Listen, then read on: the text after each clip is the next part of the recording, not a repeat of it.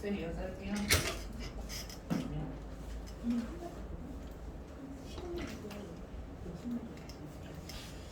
자, 일단은 여러분들 그 이론이 여기 보시면 소득세가 두 문제가 소개가 됩니다. 되게 작아요, 여러분들. 그 범위는 그렇게 넓거든요. 범위가 외울 것도 진짜 많아요. 외울 게 많은데 두 문제가 출제가 돼요. 그래서 제가 시험에 많이 나왔습니다라고 하는 부분 위주로 이론 좀 외워주시고 아무것도 없어요. 답이 없습니다 일단은. 그리고 이제 실기가 우리가 총 5번째 맨 마지막 유형이에요. 맨 마지막 유형인데 대부분 두 문제 나옵니다. 제가 두세 문제라고 했지만 두 문제고 15점이에요. 총 15점 배점인데 가장 중요한 게 여기 연말정산인데 10점으로 나와 10점. 그렇죠? 연말정산 입력하는 게 많아 신고서처럼. 그래서 본 노트가 있습니다. 선생님 저거 두 개 합해가지고 25점이 아니라 15점 안에 10점이 들어간 거예요? 네, 그렇죠. 15점 안에 10점 들어가요. 하나는 5점짜리 나옵니다. 하나는 5점짜리. 자, 그래서 가급적 실기 위주로 아셨죠? 네. 아시고 이론 쪽을 잘 잡으셔야 돼요. 특히 실기하기 위한 이론 쪽은 꼭 반드시 외워주셔야 되는 거죠, 여러분들. 운 좋으면 같이 넣어서 실기에서 외웠던 이론이 운 좋으면 나올 수도 있습니다, 여러분들.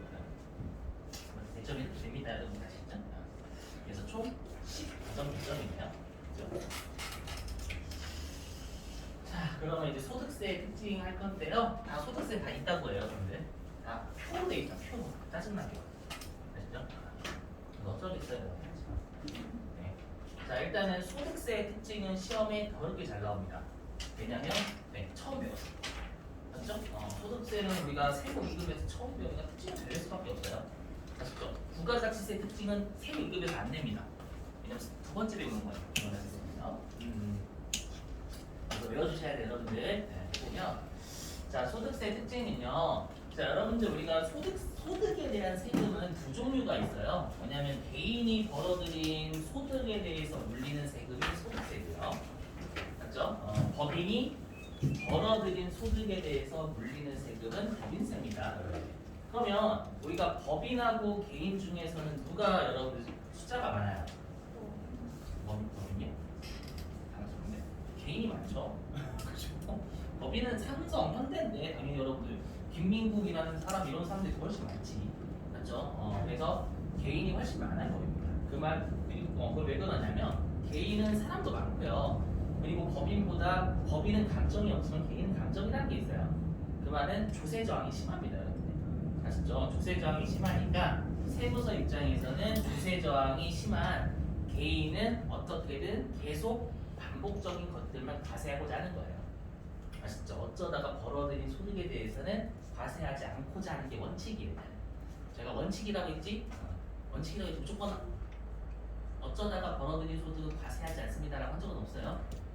아시죠? 그래서 계속 반복적인 것만 과세하는 게 원칙이고 우리가 어쩌다가 벌어들인 소득은 과세하지 않는 게 원칙이에요, 여러분들. 아시죠? 그러면 당연히 이러이러한 것들이 계속 반복적인 소득입니다라고 법에 나열을 다 해줘야 되겠죠, 여러분들. 그렇죠, 여러분들. 우리가 계속 반복적인 소득만 과세한다고 했으니까 이러이러한 소득들이 계속 반복적인 소득이다라고 여러분들 법에 나열을 할 수밖에 없어요. 그렇죠? 그리고 우리가 열거주의라고 불러요. 법에 열거된 소득만 과세하는 게 원칙입니다. 아셨죠? 그럼 우리가 열거주의 반대가 뭐냐면 열거주의 반대는 뭐냐면 그냥 열거된 것 빼고 그러한 성격이기만 하면 포괄적으로 과세하겠다는 포괄주의라고 불러요, 여러분들. 아셨죠? 뭐냐면 우리가 이자 소득하고 배당 소득이라는 게 있어요. 뭐냐면 개인은 벌어들이는 형태가 되게 다양해요. 맞죠? 내가 만약에 사업을 하고 벌어들이면 사업 소득이라고 부르고요. 내가 회사에서 일을 하고 받으면 근로소득이라고 부르고, 내가 은행에 저금하고 이자 받으면 이자 소득이라고 부르고, 되게 다양해요. 총 8가지 소득이 있거든요. 개인 같은 경우에는. 아시죠? 그 중에서 이자 소득하고 우리가 배당 소득을 합쳐서 금융소득이라고 많이들 불러요. 마치 금융소득이다라고. 그러면 여러분들 최근 들어서는요, 진짜 신종 금융상품이 정말 많이 쏟아져요. 금융상품이 엄청나게 계속 쏟아지거든요. 맞죠? 그러면 우리가 원칙적으로 법에 열거된 소득만 과세하는 것이 원칙이라고 되어 있으니까 이자하고 배당 소득도 신종금융상품이 나올 때마다 과세를 해야 되는데 법에 열거를 계속 해야 되겠죠. 그러면. 그렇죠. 세법을 여러분들이 만드신 분이라고 생각을 하면 가서 때려주시겠죠. 금융상품 하나 만들 때마다 그냥 금융스케일 만들고 쌍욕을 막 다다다다다 한 다음에 만들지 말랬지. 나 지금 힘들다고. 세법에도 써놔야 되잖아. 그래가지고 맞죠? 그럴 수는 없겠죠. 이해되셨어요? 그래서 우리가 이자 소득하고 배당 소득은요 신종금융상품을 과세하기 위해서 법에 열거된 것 아니더라도 이자 소득과 배당 소득의 성격이 있기만 하면 때려버리겠다 라고 포괄주의의 입장이 취해요. 말 문제 아셨죠? 자, 그 다음에 소득 원천선은 뭐냐면 여기 있죠. 계속 반복적인 소득만 과세하고 어쩌다가 벌어들인 소득은 과세하지 않는 게 원칙입니다. 하지만 예외적으로 어쩌다가 벌어들이는 소득이라도 우리가 기타 소득이라는 걸로 과세를 할 때가 있어요. 아셨죠? 그러면 개인이 벌어들인 소득의 원천은 아까 제가 8가지로 분류한다면서요, 여러분들. 그래서 소득 원천설이라고 불러요. 개인의 소득 원천별로 과세하겠다는 뜻입니다, 여러분들. 아셨죠? 자, 그 다음에 세 번째 개인 단위 과세 제도는 뭐냐라고 하면 자, 여러분하고 배우자 같이 있어요. 아시죠? 여러분 배우자가 뭔지 아시죠, 여러분들? 남성분이면 아내분이고 여성분이면 남편분입니다, 여러분들. 배우자라고 해요. 우리 시험에 배우자라고 합니다. 자, 그러면 여러분들 배우자하고요, 내가 같이 있으면 둘의 소득을 같이 냅니까? 한꺼번에? 그렇지 않습니다. 여러분들 내고 배우자 내고 각각 냅니다. 개인 단위 과세 제도여서 그래요. 아셨죠? 일단은 그래서 우리가 원칙이 배우자의 소득을 합산하진 않는다라고 불러요. 아셨죠? 두 번째 이 동그라미 이번 예외는 이 누진세율이라고 설명드릴게요. 자, 누진세율은 뭐냐면 우리가 소득이 많으면 세금을 많이 내야 되는 게 정상이잖아요. 네. 맞죠? 그러다 보니까 우리가 소득세는요 소득이 구간이 높을수록 세율 구간이 높아집니다. 아셨죠? 그래서 최저 6%부터요. 최저 6%부터 10억을 넘으면 45%까지가 있어요. 아시죠? 그러니까 소득이 많으면 세금을 좀 많이 내요. 45% 내고 싶어요, 저도. 그죠? 10억을 넘어갈 때. 맞죠? 45% 내고 싶다. 물론 다 45% 내는 게 아니라 층층마다 계속 곱하기 하는 거예요, 그냥. 그래서 우리가 개인의 소득이 비례하면 누진적으로 증가하는 8단계 초과 누진 세율이라고 불러요. 우리는 세율을 남기 안 하셔도 되겠죠, 여러분들? 네. 뭐 세무사 회계사 시험도 알고, 맞죠? 네, 그래서 좀 외워주시고 최저가 6%, 최고가 45%라는 걸 좀 암기하실 필요는 있어요, 여러분들. 네.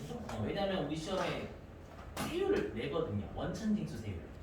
아시죠? 6%에 45% 말고 원천징수 세율 이론으로 잘 내기 때문에 그걸 좀 외우셔야 되고.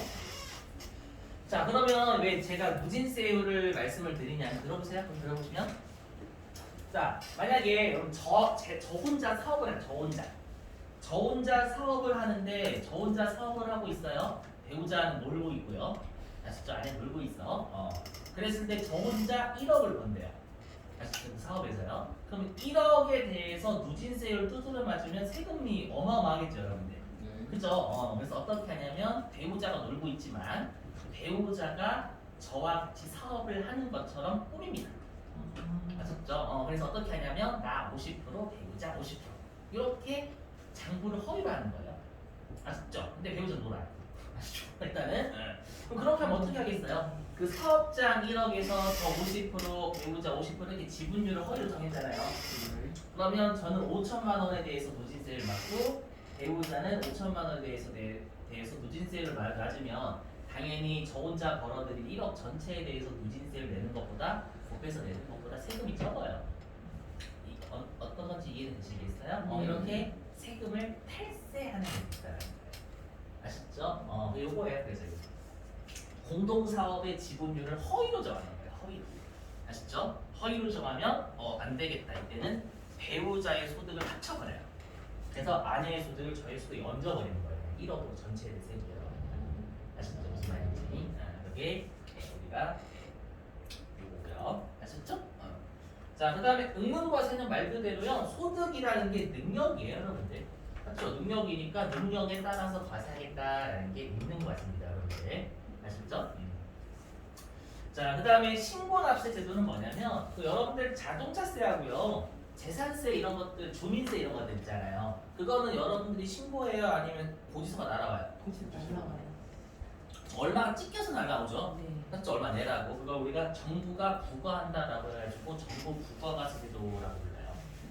근데 우리가 법인세, 소득세, 부가가치세는 1차로 우리가 신고를 먼저 합니다, 여러분들. 신고를 하고 제대로 했으면 그 다음부터 간섭이 없어요.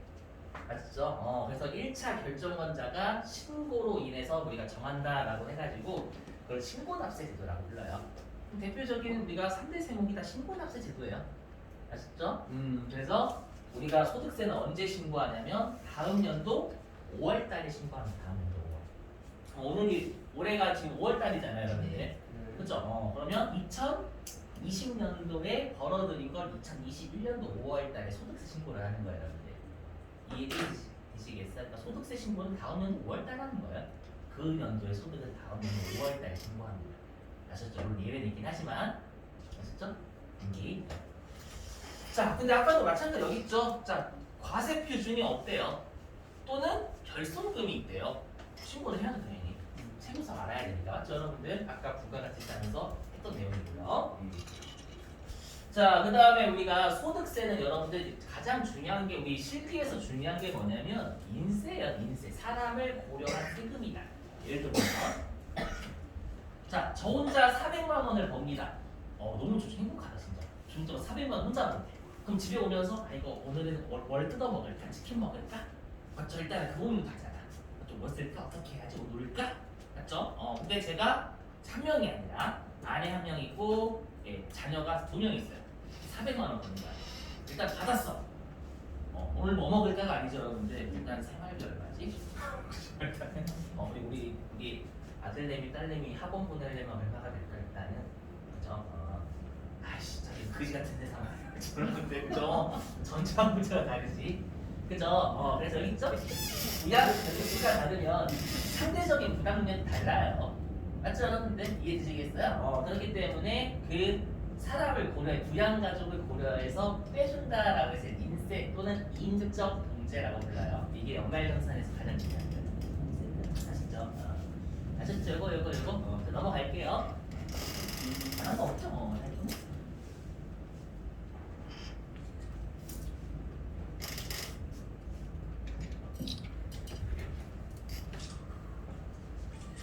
저기 A 강의자는 많이 고생한데 여러분들.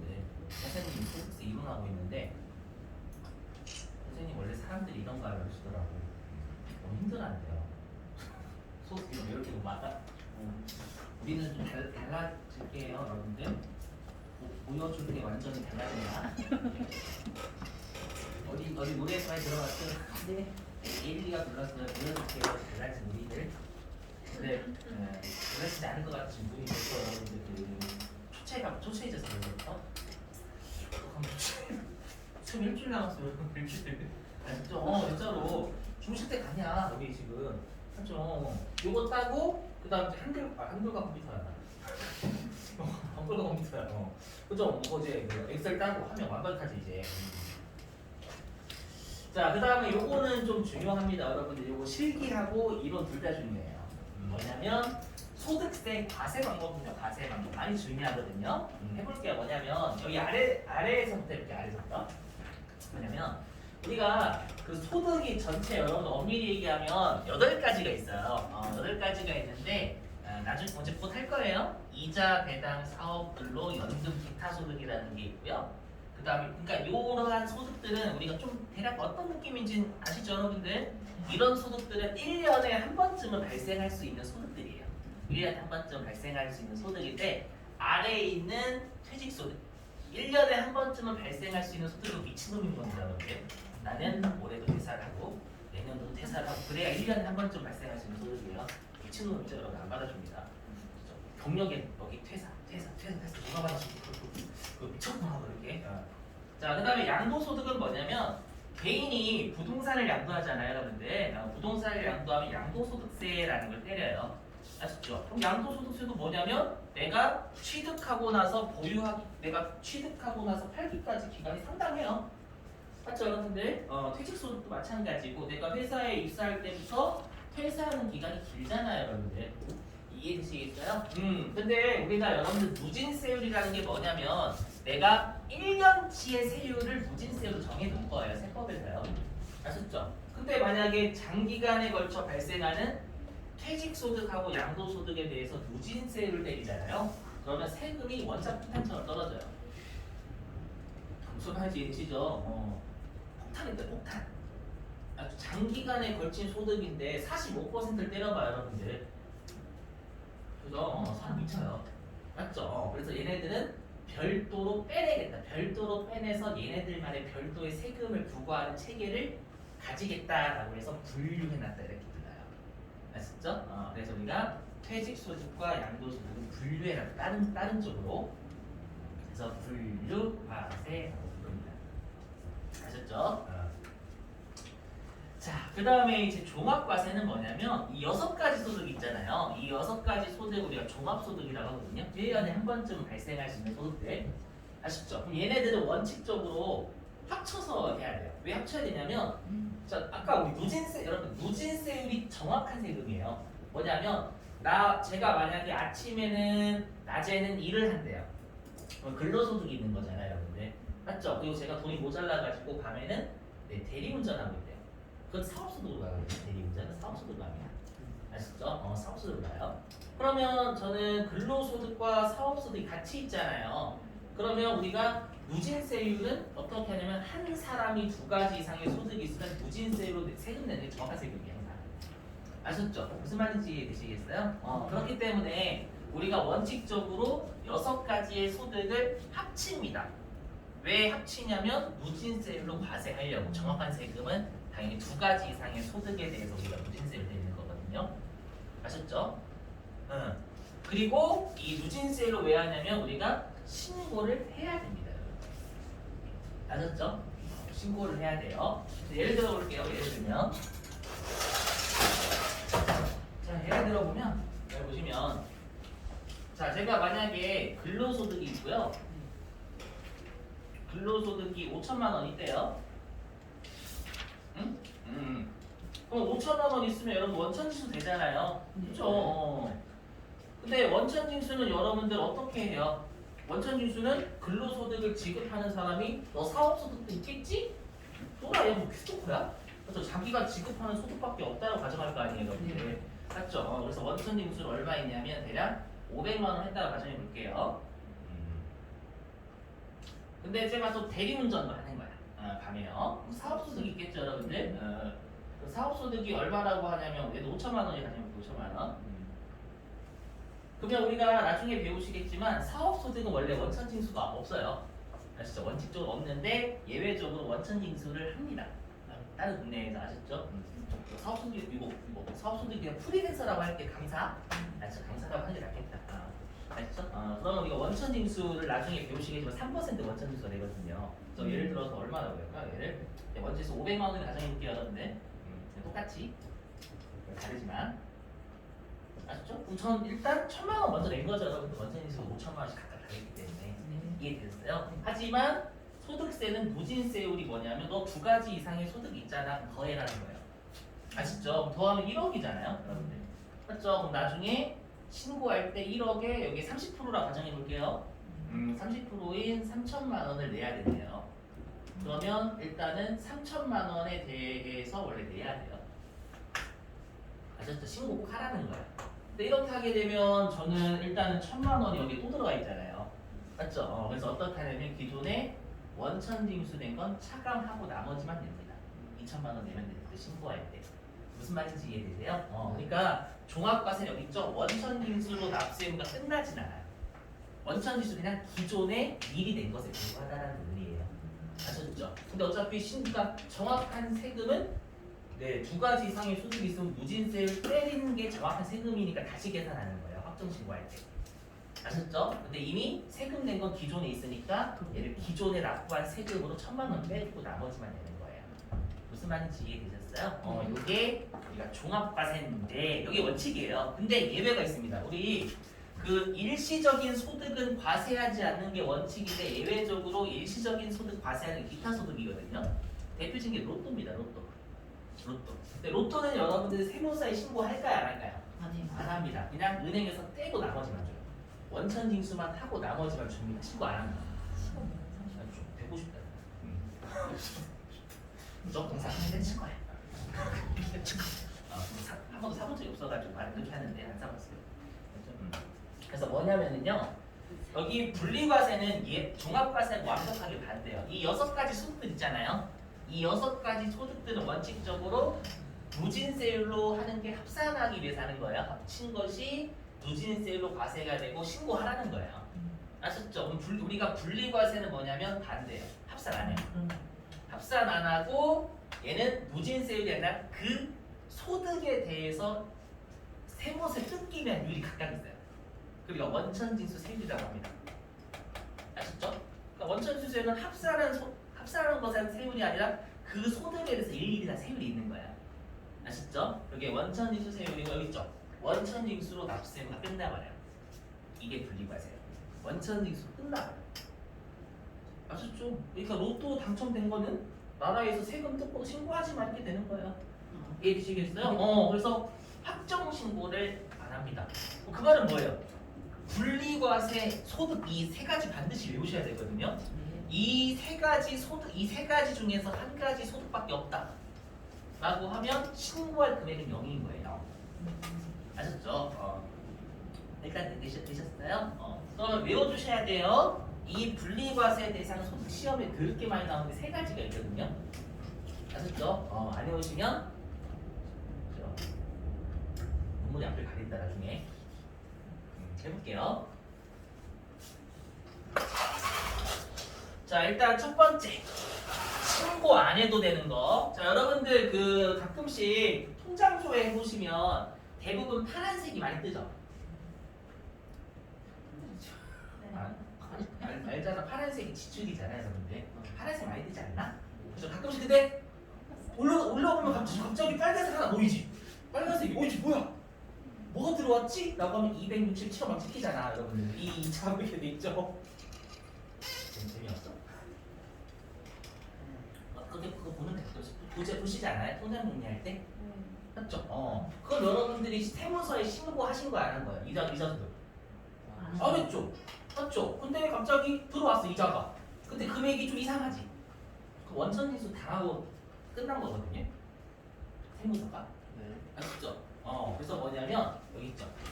2천만 원 이하인 금융소득. 즉 내가 이자 소득과 배당 소득을 합쳐서 2천만 원 이하다. 라고 원천징수 세금을 끝내버리는 거예요. 원천징수 너는 납세금을 끝내버린다. 신고하지 말라는 거예요. 그래서 여러분들이 신고 안 하는 거예요. 아셨죠? 근데 갑자기 여러분들의 친구가 왔어요. 친구가 와가지고 야, 나 이번에 이자 소득을 신고하라고 고지서가 날라와서 어떡하지? 라고 하면 여러분들은 호칭이 바뀌어야 되겠죠. 친구의 호칭이. 친구님. 그렇죠. 친구가 아니야. 언니야. 언니. 그죠? 그죠? 언니지. 신고 2천만 원이 넘는 거야, 이자가. 그러면 예금 통장이 10억 정도 있다는 얘기거든요, 여러분들. 아니다. 10억 더 넘는다. 맞죠? 여러분들 10억 얼마야? 한 1억. 요즘 정기예금 이자율 1.2%니까 거의 여러분 18억 있는 거야, 18억. 그렇죠. 언니랑 호칭이 달라진다고 이해되시겠어요, 여러분들? 그렇죠? 그래서 우리가 세법을 배우는 이유가 가릴 사람, 안 가릴 사람 배우기 구분하려고. 장난이에요, 여러분들. 장난. 아시죠? 물론 장난이긴 하지만 진담도 있어, 진담반. 신고한다라고 하면 그 사람 물어봐요. 이렇게 해가지고 되셨죠? 자, 그 다음에 일용직 근로소득도 여러분들 신고할 거 없어요. 일용직 근로소득도 원천징수 다 끝납니다. 아셨죠? 나중에 연말정산할 때 중요한 게 있어요. 뭐냐면 우리 아버지가요 일용직 근로자 분이신데 연봉이 100억이랍니다. 그렇게 할게요. 연봉이 100억이랍니다. 그럼 소득은 그렇게 많으시죠? 근데 신고할 금액은 있어요, 없어요?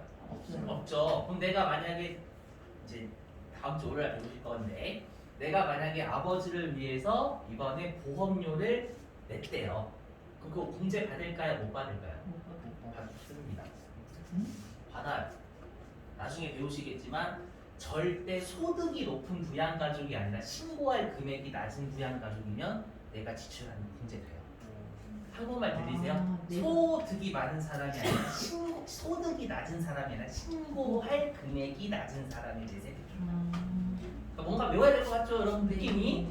그죠? 이런 걸 따지셔야 돼요, 여러분들이. 되는지 안 되는지. 소득이 아니야. 부양가족이 신고할 금액이 낮으면 돼요. 자, 어떤 느낌인가 잡으시면 됩니다. 다시 보실 거예요, 여러분들. 아시죠? 자, 그 다음에 이제 동그라미 3번은 누가 봐도 인생 역전이죠, 한 방에. 맞죠? 복권. 그리고 슬롯머신은 그 빠찡코라고 하는 빠찡코. 일본말로 빠찡코. 옛날 분들이고. 요즘 말로는 뭐라고 하냐면 라스베이거스에서 그림 맞추는 거. 가보셨나요? 여기 있잖아요, 여러분들. 라스베이거스 그거 있잖아요. 카지노 이렇게 하면 그림 맞추시는 거 있잖아요, 여러분들. 그렇죠? 그거고. 그 다음에 투표권은 뭐 여러분들 승마 이런 것들 있잖아요. 경륜 막 이런 거. 그죠? 1등 맞추는 거, 1등 맞추는 거. 그겁니다. 이것도 무조건 분리과세 원천지수 납세로 끝나버려요. 신고할 금액이 없어요. 그래서 조금 외우셔야 되겠죠? 누가 봐도 왠지. 다니시면 큰일이다. 아시죠? 자, 넘어갈게요.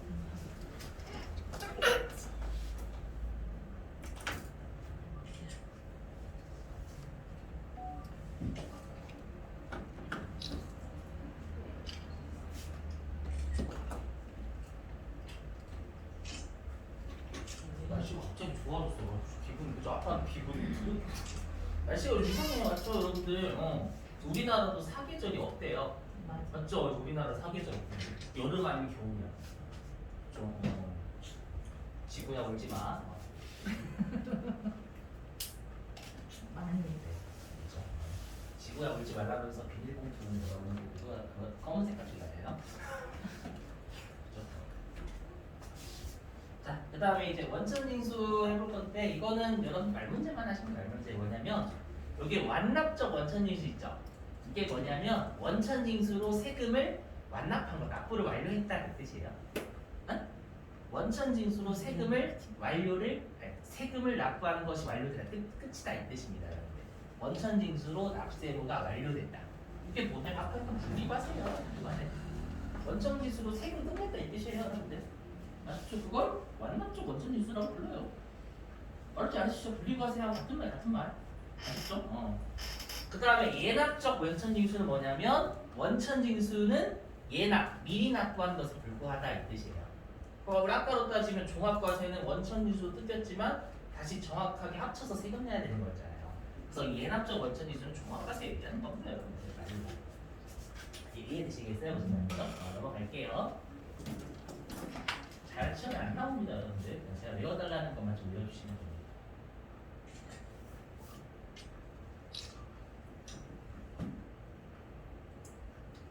자, 그 다음에 이제 납세부자. 자, 우리가 부가가치세에서는 사업자였잖아요. 맞죠? 근데 우리가 여기는 세금을 내야 되는 자가 개인이 벌어들인 소득에 대해서 내는 거기 때문에 당연히 개인입니다, 여러분들. 아시죠? 그러면 개인은 다시 소득세에서 어떻게 나뉘냐면 거주자와 비거주자로 쪼갭니다. 근데 딱 봐도 아시겠지만 개념이 비거주자는 거주자가 아닌 개인 이렇게 있잖아요. 그럼 바로 거주자가 중요한 거예요. 됐죠? 자, 일단 거주자는 우리가 거주자가 되겠죠. 거주자가 뭐냐면 이렇게 돼 있어요, 법문부가. 국내에 주소를 두건. 주소가 뭐냐면 주소가 뭔지 알고 계시죠? 맞죠? 근데 법에서 주소가 뭐라고 돼 있냐면 세관 관계가 밀접한 장소다 이렇게 돼 있어. 맞죠? 그러면 여기 갑자기 183일 이상 거소를 둔 개인이라고 있죠. 거소는 뭘까요? 거소. 거소는 뭘까요? 똥 누는데? 죄송해요. 그렇죠. 거소? 미안해요, 여러분들. 뭐냐면 상당 기간 머무는 곳이에요. 그러니까 생활 관계가 밀접하진 않아요. 상당 기간 머무는 곳. 아셨죠? 뭐 예를 들면 그 여러분들이 뭐 스포츠 좀 아시죠? 그래도 아니 이런 건 알잖아요. 내가 잘 몰라도 우리나라 구단의 외국인들도 있잖아요, 여러분들. 그건 아시죠? 외국인 인정이죠, 여러분들. 맞죠? 그럼 그 외국인 용병은 국적이 미국이나 이런 데잖아요. 네. 우리나라 사람이 아니잖아요. 맞죠? 네. 그러면 만약에 이제 여러분들이 주로 많이 아시는 게 좀 여성분들이 야구 쪽을 좀 많이 아시니까 아니 야구팀 뭐 좋아하고 그러진 않나요? 여성분들 다 대부분 그런 거 아니야? 미안해요. 여러분. 아무튼 그 야구 그럴게요. 야구에 이제 미국 용병이 이제 우리 있대요. 미국 용병이. 미국 용병은 시합 때 한국에 왔고요. 시합 끝나면 다시 미국으로 돌아갑니까? 아니요. 죽어요. 그죠? 그래서 어떻게 해요? 우리나라 숙소 같은 데 머물잖아요, 여러분들. 그리고 시즌이 이제 끝나면 그때서야 자기 나라로 돌아가는 거죠, 여러분들. 그렇죠? 그러면 만약에 그 외국인 용병이 호텔 신라 호텔에 머문다. 그런 데가 없겠지. 신라 호텔에 머문다라고 하면 신라 호텔이 그 외국인 용병이 거소가 되는 거예요. 아셨죠? 그러면 여기 183일 이상은 뭐냐면 우리가 6개월은 넘게 있어야 된다는 거예요. 6개월 넘게. 아셨죠? 그래서 주의하실 게 뭐냐면 외국인 용병도 거주자입니다. 조심하셔야 돼요. 그래서 시험에 외국인은 거주자가 아니다. 틀립니다. 아셨죠? 외국인은 거주자가 될 수도 있어요. 아셨죠? 국적을 안 따져요. 이해드리겠어요? 무슨 말인지? 네. 그래서 상당히 183일 이상 거소를 두면 외국인도 이제 거주자로 보는 거예요. 근데 아셨죠? 그래서 국적 기준이 아니면 유의하라. 아셨죠? 그러면 왜 도대체 거주자고 비거주자를 나누냐? 과세 대상 범위가 달라요. 뭐냐면 자 방탄소년단 있잖아요. 유명하죠? 맞죠? 방탄소년단이 여러분들 대표적인 거주자입니다. 맞죠? 우리나라에 주소가 있을 거 아니에요? 근데 방탄소년단이 우리나라에서 콘서트 열어서 돈 벌었대요. 당연히 우리나라 세무세 세금 내야 되겠죠. 네. 근데 해외 투어도 하죠, 여러분들. 거기에서 벌어들인 거 우리나라에 세금 낼까 안 낼까요? 맞네요. 냅니다. 응? 내요. 아시죠? 왜냐면 여기 보는 거 이래. 국내, 국외 다. 아시죠? 근데 혹시라도 국민청원 하시면 안 돼요. 우리 오빠한테 왜 그러시면 안 돼요. 우리 오빠 밤인데요. 우리 오빠한테 왜 제가 소득세 배웠거든요. 우리 오빠가 왜 해외에서 벌어들인 우리 오빠 능력으로 벌어들인 것도 왜 내야 돼요? 하시면 안 됩니다. 네. 쏘리. 오케이. 아시죠? 그래서 국내든 국외든 다 한다라고 해가지고 무제한 납세입니다. 무제한 제한이 없죠. 이해되세요? 그러면 비거주자는 대표적인 게 외국인 여러분 팝스타나 맞죠? 가끔씩 내한 공연 오시는 분들, 아니 영화 홍보차 오시는 분들 되겠죠? 외국인 연예인들, 연예인들 가끔 오잖아요, 가끔. 네. 맞죠? 그러면 자기 나라에서 벌어들인 거 우리나라에서 못 때리지, 맞죠? 그 외국인 연예인, 아니, 외국인 연예인이 거기 여러분 외국 그샘 해밍턴 말고, 아시죠? 그 사람 말고, 아시죠? 정말 외국인 연예인, 아시죠? 자기 나라에서 연예인 하는 사람. 맞죠? 우리나라에 오잖아. 홍보하러 가기 위해서 여러분들. 그 사람 6개월 이상 머물러 안 그러잖아. 1년에. 그 전체 기간 말고 1년에 1년. 왜 하면 안 돼? 그럼 그 사람들은 자기 나라에서 벌어들인 건 자기 나라에서 때리지 우리나라에서 못 때리죠. 당연히 우리나라에서 벌어들인 것만 때릴 수가 있어요. 그래서 국내는 우리나라 기준입니다. 우리나라에서 벌어들인 것만 세금을 내야 할 의무가 있다라고 해서 제한 납세 의무자라고 해요. 제한적인 제한. 되셨어요? 네. 자, 그 다음에 과세기간. 자, 과세기간은 소득세는 얄짤이 없습니다. 무조건 1월 1일부터 12월 31일입니다. 이것도 좀 주의하셔야 됩니다. 과세기간 요래. 왜 요러냐면 우리가 그 부가가치세에서는 과세기간이 달랐죠. 뭐냐면 내가 도중에 사업을 막 하거나 아니면 도중에 폐업하면 과세기간이 달랐잖아요, 여러분들. 맞죠? 네. 그럼 우리가 부가가치세법상 개인 사업자는 소득세법상 어떤 소득이 있는지 알까요?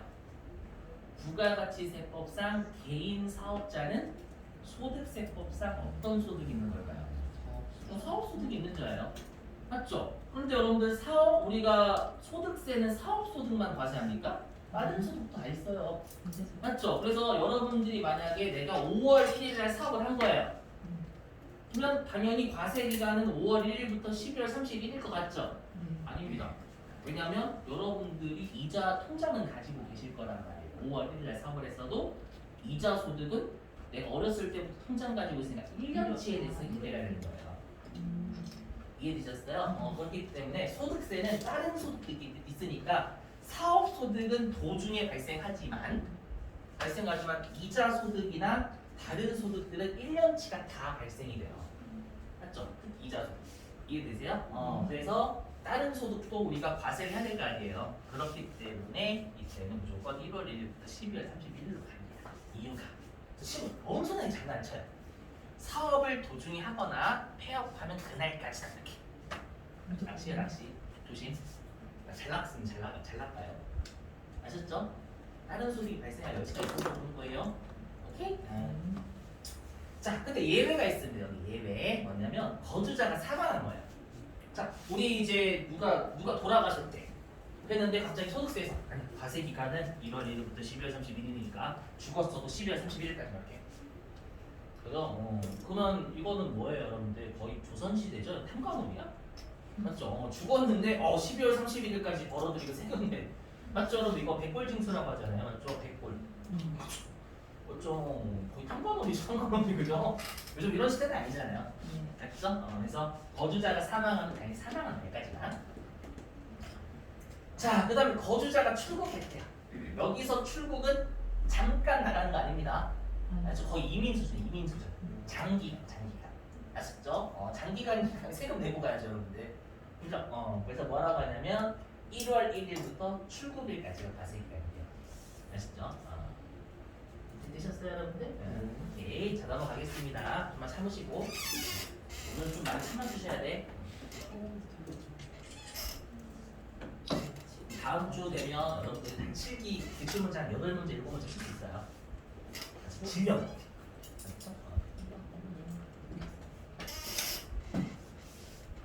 그리고 여러분 제가 학원 카페에 그 이론 분류별 기출문제 올려놓아요. 보고 계세요? 좀 띄울게 다시 한번. 맞죠? 띄워서 내가 이렇게 올려놨다라고 하니까 그 다운받아서 꼭 이런 문제 풀어보세요. 해답도 같이 있거든. 괜찮아요. 좀 더 보여드릴게요. 다시. 꼭 한번 보세요. 네. 그 민국 선생님 생일급의 원가액의 분류별 기출문제는 다 있어. 제발 우리 알다시잖아요. 이론 쪽에서 판단력이나 이렇게 세부이 더 덕분에요. 실기를 다 맞을 수가 없기 때문에. 아시죠? 제발 플리즈. 그렇죠. 자, 그 다음에 종합소득세 계산 후 요거 보실게요. 제가 세법은 여러분들 좀 배려심이 깊습니다. 제가요. 여러분들이 많이 힘들어하시는 거 압니다. 특히 소득세는 더 그래요. 아셨죠? 그래서 쉬는 시간 좀 자주 갖습니다. 이게 대견하죠? 네. 혹시 수강평에 나중에 이상한 말 쓰시면 안 돼요. 선생님 지금도 저한테 간다고 장난입니다. 잘 보셔야 돼요. 뭐냐면 우리가 여기서 종합소득세는 6가지라고 했었잖아요. 종합소득. 맞죠? 1년에 한 번쯤은 발생할 수 있는 소득들입니다. 엄밀히 얘기하면 8가지지만 그 8가지를 다 내는 건 세무 1급이고요. 여러분들. 진짜 세무 1급 6가지만 됩니다. 아시죠? 그러니까 퇴직소득하고 양도소득은 출제범위 아닙니다. 다행이죠? 자, 해볼게요. 자, 지금 하는 종합소득세 계산 구조는 뭐냐면 내가 5월 달에 신고할 금액이 얼마인지 구하는 거예요. 신고할 금액. 아시죠? 해보면 자, 제발 순서대로 외우실게요. 여러분들 앞자 따서 외우시면 됩니다. 아시죠? 비배사 금연기라고 많이들 외워요. 아시죠? 앞자, 이자소득, 배당소득 이렇게 외우셔도 되고 아니면 앞자만 따셔서 외우셔도 됩니다. 여러분들. 자, 근데 우리가 지금 구하는 건 뭐냐? 다시 한번 말씀드리지만 소득을 구하는 게 아니라 신고해야 될 소득을 구하는 거예요. 그거라고 생각하시면 안 돼. 아시죠? 그래서 예를 들면 우리가 이 일용직 근로소득도 근로소득은 맞죠? 근데 일용직 근로소득은 신고한대요, 안 한대요? 안 해요. 그래서 여기 소득에서 뭘 빼냐면 일단은 분리과세를 빼야 되겠죠. 분리과세 소득 자체는 해당 소득은 맞지만 신고 안 한다면서요. 그래서 분리과세 소득을 빼는 거예요. 이해되시겠어요? 자, 그 다음에 비과세 소득은 뭐냐면 그 정책적 목적으로 과세를 안 하는 겁니다. 그러니까 해당 소득은 맞아요. 아주 해당 소득은 맞는데 과세를 안 하겠다. 정책 목적상. 예를 들어 볼게요. 자, 우리 뭐 친척이 뭐 우리 친척이 여러분들 뭐 제일 위험한 쪽이 경찰하고 군인이잖아요. 맞죠? 근데 우리 친척 중에 장교가 있어. 공군. 맞죠? 공군이 가장 그거잖아요. 여러분. 위험하지 많이. 그 헬리콥터 맞죠? 선수이 맞죠? 헬리콥터 하다가 사고 나가지고 돌아가시면 맞죠? 뭐가 나오냐면 유족연금이라는 게 나와요. 유족연금이라는 게. 그럼 유족연금을 우리 그 가족이 받았다. 라고 하면 그 연금 소득일까요? 아닐까요? 연금 소득 맞아요.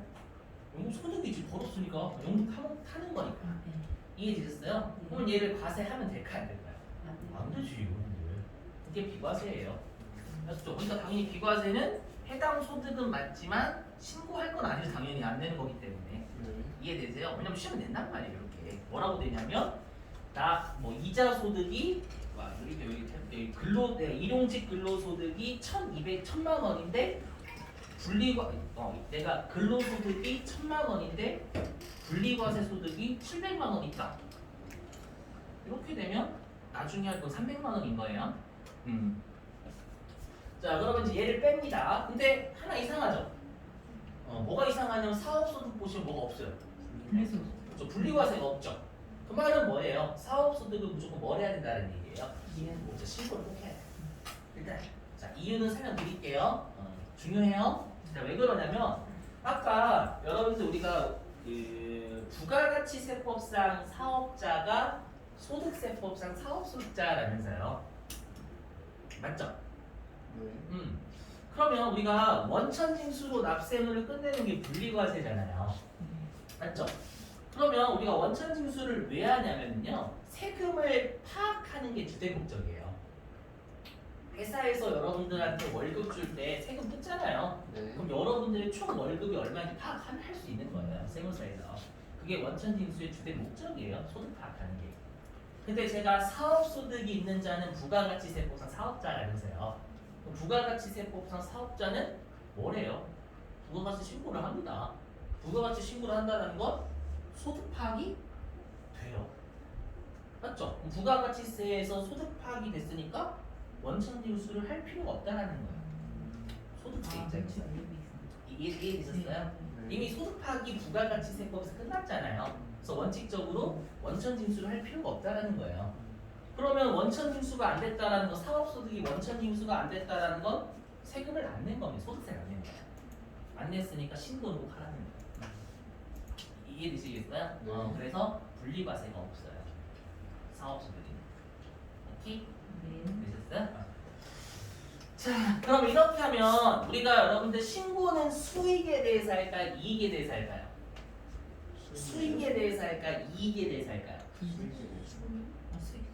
왜요? 수익에 대해서 다 합니까? 여러분? 내가 1,000만 원 벌었어. 공짜로? 여러분들 회사 일 다니시면 차 타고 다니신다라고 하면 여러분들 뭐 차값, 감가상각비랑 여러분들 뭐 그런 거 들잖아요. 기름값 그거 안 빼줘요? 나라에서? 빼줘요 여러분들. 당연히 빼줘야지. 맞죠? 그래서 내가 신고할 건 수익이 아니라 이익이에요. 이익. 잘 생각해봐요 여러분들. 아셨죠? 비용은 빼줍니다 여러분들. 수익은 비용 빼기 전이잖아요. 이거 중요하단 말이야. 아셨죠? 그렇기 때문에 여기 자체가 이제 뭐냐면 우리가 수익 개념이에요. 수익 개념. 아셨죠? 그래서 뭐냐면 우리가 회계에서는 수익이라고 부르지만 소득세는 뭐라고 부르냐면 회계의 수익과 유사한 개념을 총수익금액이라고 표현해요. 외우셔야 되는 겁니다. 총수익금액이 회계상 수익하고 비슷한 말입니다. 같다고는 안 했어요. 다를 수 있죠 여러분들. 맞죠? 비슷한데 여기 높죠. 여기 뭐 높잖아. 좀 그럼 밑이 좀 떨리는데 지금. 외워야 되는 거구나. 맞아요. 맞는 말이야. 왜 그러냐면 왜냐면 우리 시험에는 무조건 어떤 소득만 내냐면 실기 때 근로소득자만 내요. 우리 시험에는 근로소득자만 냅니다. 근로소득자 이거 남기 꼭 해주셔야 돼요. 아시죠? 근로소득자는 수익을 뭐라고 부르냐면 총급여라고 불러요. 총급여, 연봉이라고 생각하시면 됩니다. 아시죠? 이걸 총수익금액이라 하지 않습니다. 그래서 시험에 여러분들이 총급여라고 나온다면 아 이거 연봉이구나 이렇게 생각하시면 됩니다. 연봉은 여러분 우리가 비용 빼기 전이잖아요. 아셨죠? 총급여라고 합니다 여러분들. 근로소득은 이거 챙겨주셔야 돼. 자, 그 다음에 비용을 빼야 될 거 아니에요. 맞죠? 근데 여러분들이 회사 다니시면 장부 적나요? 내가 식비 얼마 썼고 이런 것들이 적나요? 안 적죠. 뭐냐 그때 법인은 장부 적을까 안 적을까요? 법인은 적어요. 법인은 무조건 적어요. 그러면 우리는 지금 소득세잖아요. 개인 중에서 장부를 적는 사람이 있을까요? 있어요. 근데 누구냐면 여기 사업소득자는 장부를 적습니다. 사업소득자는 유일하게 개인 중에서 우리가 사업소득이 있는 자는 장부 적는 게 강제예요. 물론 예외는 있긴 하지만 아셨죠? 그래서 장부를 유일하게 적어야 돼요. 그 말은 뭐냐면 사업소득자는 월급 얼마 주고 종업원들 얼마 주고 그 다음에 종업원 임차료 얼마 주고 이런 것들이 장부에 다 적게 돼 있어요. 그걸 못하니까 다 세무대리한테 맡기는 거지. 왜 맡기겠어요, 여러분들? 의무가 없으면 맡길 필요 없어요. 맞죠? 맡겨요. 그렇기 때문에 우리가 유일하게 사업소득 있는 자가 실제로 쓴 비용 인정받아요. 아셨죠? 그걸 뭐라고 하냐면 필요경비다라고 하는 필요경비. 이게 회계상 비용을 소득세법에서 필요경비라고 하는 겁니다. 좀만 참아봐요. 어떡해. 좀만 참아봐. 이거 중요한 동네 여러분들. 네. 내 졸음이 중요하긴 하지만 아시죠? 이거 좀 추가돼 있죠. 18도. 해봐요. 18도. 10호까지 좀 내릴 수 있으면 좋은데 18도가 한 개네. 참아봐 여러분들 좀만 중요해야 되니까. 자 그리고 기타 소득도 예외적으로 필요 경비를 인정을 합니다. 아까 로또라면서 로또는 한 장 사면 얼마예요? 1,000원이 장부에 안 쳐지면 확인이 되잖아요. 맞지? 내가 한 장 사서 5,000원에 당첨됐으면 한 장이 필요 경비인 거예요, 여러분들. 아셨죠? 그래서 예외적으로 기타 소득 필요 경비 인정합니다, 실제. 근데 나머지는 없어요. 뭐냐면 이자는 여러분들 내가 이자를 벌어들이기 위해서 하는 비용이 뭐가 있어? 은행에 통장 하나만 있으면 되잖아요, 여러분들. 맞죠? 그래서 뭐라고 하냐면 이자 소득은 실제 필요경비 인정하지 않아요. 배당 소득도 마찬가지로 주식 가지고 있으면 되는 거잖아. 물론 예외가 있긴 하지만 근데 근로소득은 당연히 필요경비가 있어요. 내가 쓰는 게 있단 말이에요. 그래서 근로 대가를 얻기 위해서. 그다음 연금소득은 뭐예요? 내가 연금을 얻기 위해서 젊었을 때 내는 게 있잖아요. 그걸 장부에 안 적지. 맞죠? 그래서 뭐냐면 분명히 근로소득과 연금소득은 실제 필요경비를 인정은 못하지만 장부가 없기 때문에 비용은 있단 말이에요. 쓴 거. 맞죠? 그래서 어떻게 하냐면 근로소득하고 연금소득은요 총 급여와 총 연금, 즉 수익의 일정 퍼센트를 비용으로 추정해서 빼줍니다. 내가 벌어들인 거의 일정 퍼센트를 추정해서 빼줘요. 비용으로. 장부를 안 적으니까. 아셨죠? 그걸 뭐라고 하냐면 추정해서 비용을 빼주는 걸 소득공제다라고 생각합니다. 아셨죠? 그래서 근로소득자가 비용을 근로소득공제라고 한다는 거 외우셔야 되겠죠, 여러분들. 요거가 다르잖아요. 그래서 필히 외우셔야 돼. 우리 시험에 근로소득자를 시험에 내까지 하지 키워야 돼요. 그럼 여기까지 하면 이제 이익 개념이죠. 요게 신고할 금액이에요. 그래서 우리가 수익에서 비용 뺀 걸 소득세법에서 소득금액이다라고 소득금 이용은 반드시 외워주셔야 됩니다. 소득금액이 결론적으로 신고할 금액입니다. 아셨죠? 얘는 용어가 다 똑같습니다. 그래서 내가 12월 31일까지 되면 각각의 소득금을 일단 구하는 거예요. 구하고 신고할 때 이 6가지의 소득금액을 합쳐요. 합쳐 신고하는 겁니다. 그래서 얘를 뭐라고 하니까 종합소득금액이라고 표현을 해요. 결론적으로 소득금액이 신고할 금액이라는 걸 외우셔야 됩니다. 아시죠? 왜냐하면 소득금액은 비용까지 뺀 후의 숫자고 여기는 총급여든 총수익금액은 비용 빼기 전이란 말이에요. 아주 낚시를 쳐요. 아셨죠? 자, 됐어요. 자, 10분 쉬었다가요. 우리 3시 5분에 3교시 이어서 할게요. 여러분 10분 쉴게요. 주무시고.